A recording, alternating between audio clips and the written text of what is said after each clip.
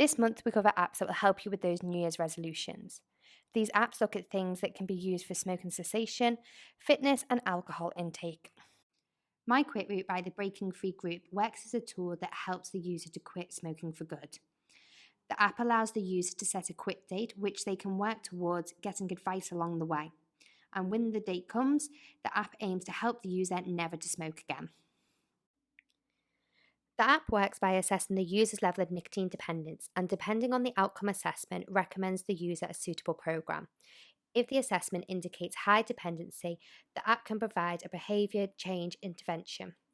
This is a personalised program which applies behavioural science for each person's preparation for their nominated quit date, and then equips them to stay smoke-free in the long term. My Quit Route has been designed in conjunction with clinical psychologists who have registered with the British Psychology Society and the HCPC. This means the information and programs within the app are both valid and have been designed with the relevant specialists at the centre of the process. My Quit Route is currently only available on iOS. The app is free to download and use, but is available to people with a postcode in the area of the UK in which it has been commissioned by a local authority, clinical commissioning group or NHS trust. My Quit Route scored 75.